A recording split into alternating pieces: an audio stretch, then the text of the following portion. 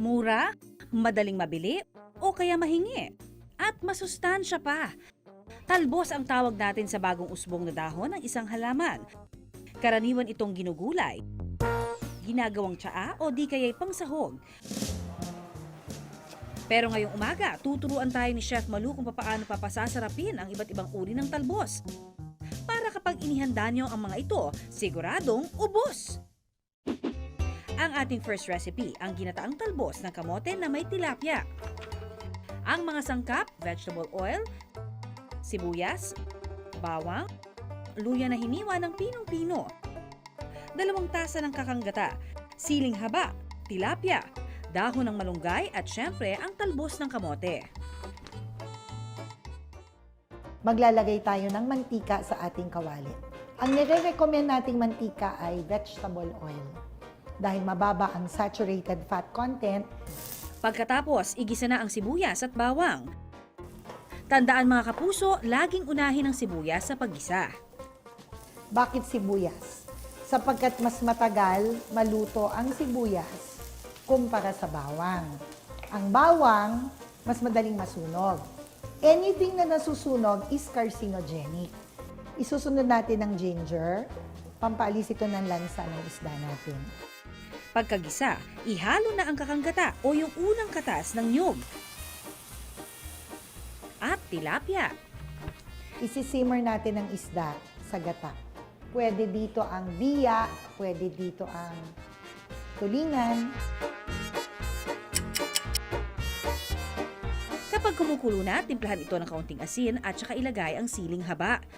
Tapos lalagyan natin ng talbos ng kamote para sa vitamin A at saka konting malunggay.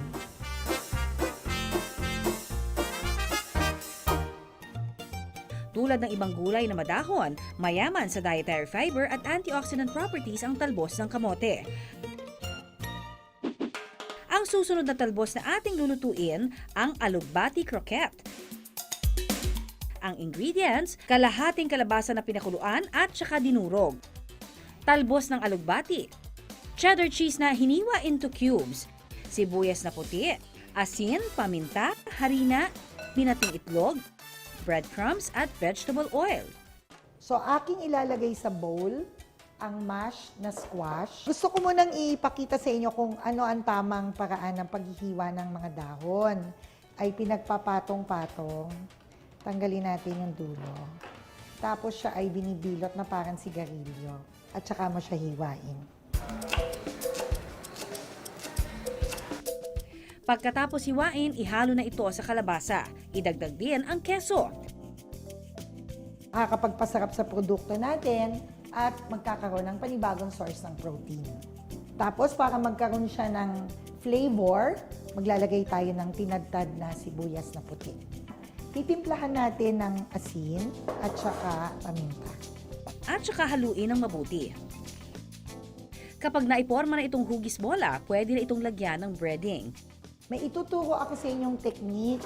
2 ang kamay, yung kanan ang hahawak sa tuyo at yung kaliwa ang hahawak sa basa. Pagkatapos natin igulong sa arena, yung kaliwang kamay ang gagamitin nyo para igulong naman siya sa binating itlog. So yung ating balls na ginulong sa itlog, igugulong na natin sa panghuli yung breadcrumbs.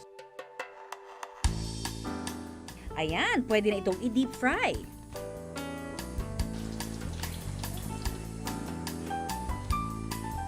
Makakasigurado ako magugustuhan ito ng mga bata. Ang recipe ito mayaman sa beta-carotene o vitamin A na nakatutulong sa pagpapanatili ng malinaw na paningin. Ang ating huling recipe, ang ginisang petchay na may bulaklak ng kalabasa.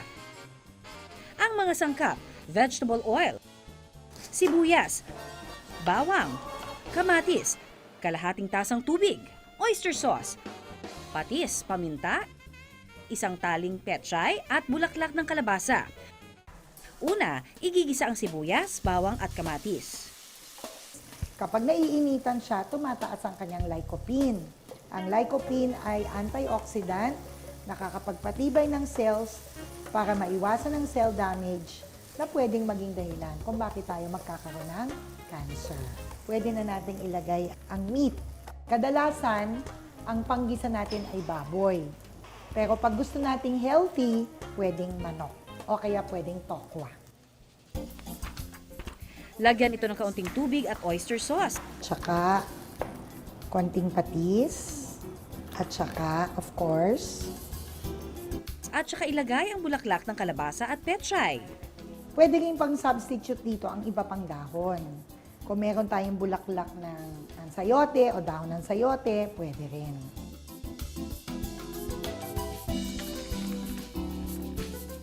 Ang talbos ng petchay mayaman sa antioxidants tulad ng vitamin C na nagpapalakas ng ating resistensya. O hindi ba mga kapuso, hindi lang siksik sa sustansya ang inyong pagkain gamit ang iba't ibang talbos dahil pati sa sarap, ito'y lubos na lubos.